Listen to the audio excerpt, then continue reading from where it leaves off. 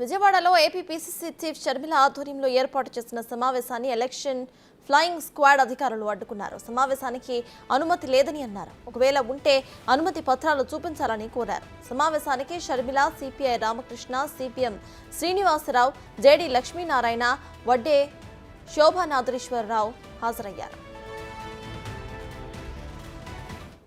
విజయవాడలో AP PCC chief Sharmila ఆధ్వర్యంలో ఏర్పాటు చేసిన సమావేశాన్ని అయితే ఎలక్షన్ ఫ్లయింగ్ స్క్వాడ్ అడ్డుకుంది. ఇదే విషయంపై పూర్తి డీటెయిల్స్ మా ప్రతినిధి మల్లికార్జున్ అందిస్తారు. మల్లికార్జున్, చెప్పండి, ఇక్కడ మనం క్లియర్గా విజువల్స్ లో కూడా చూడొచ్చు, అటు ఫ్లయింగ్ స్క్వాడ్ అయితే ఇక్కడ మీకు పర్మిషన్ ఉందా లేదా అని అడగడం మనం చూస్తున్నాం. అయితే పర్మిషన్ లేకుండా మీటింగ్ ను ఎందుకు ఏర్పాటు చేసుకున్నారో ప్రెసెంట్ అప్డేట్స్ ఏంటి?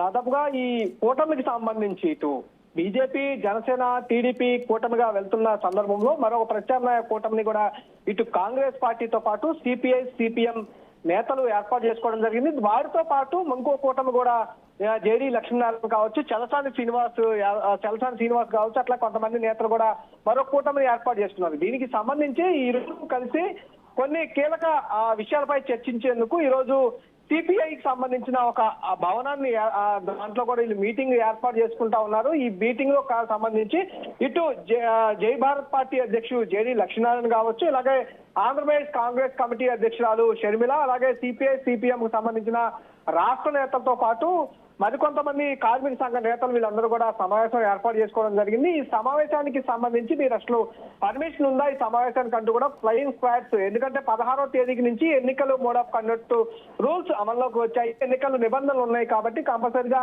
పర్మిషన్ తీసుకోవాలి. పర్మిషన్ లేకుండా మీరు ఎలాంటి సమావేశాన్ని ఏర్పాటు చేశారంటూ కూడా వాళ్ళు ఫ్లయింగ్ క్లాస్ ఈరోజు సమావేశానికి మధ్యలో అంతరాయం కలిగించడం జరిగింది. అయితే ముఖ్యంగా మేము పార్టీకి సంబంధించిన సమావేశాలు ఏర్పాటు చేసుకున్నాం తప్పితే ఎక్కడా కూడా ప్రజాభవన్యానికి సంబంధించిన సమావేశం ఏర్పాటు చేసుకోలేదనే విషయాన్ని వాళ్ళు వెల్లడించడం జరిగింది. అంతేకాకుండా ఇది ఒక పార్టీకి సంబంధించిన కార్యాలయం అంటూ కూడా వాళ్ళు విజ్ఞప్తి చేయడం జరిగింది. ఈ విషయంపై వాళ్ళు కూడా అభ్యర్థం వాళ్ళు వ్యక్తం చేయడం జరిగింది. ఇట్లాంటి సమావేశాలు తీసుకునే ముందు ఎప్పుడైనా కూడా పర్మిషన్ అనేది కంపల్సరీగా ఉండాలంటూ కూడా వాళ్ళు ఈ పార్టీకి సంబంధించిన నేతలకు కూడా విషయాన్ని వెల్లడించడం జరిగింది. కంపల్సరీగా నిబంధనలు మీరు పాటించాలంటూ కూడా వాళ్ళకి విజ్ఞప్తి చేయడం జరిగింది. ఈ సమయంలోనే మేము కంపల్సరీగా పార్టీకి సంబంధించి కాకుండా వేరే కార్యక్రమాలు ఏం పెట్టుకున్నా కంపల్సరీగా మేము పర్మిషన్ తీసుకుంటామంటూ కూడా వీళ్ళు విన్నవించడం జరిగింది.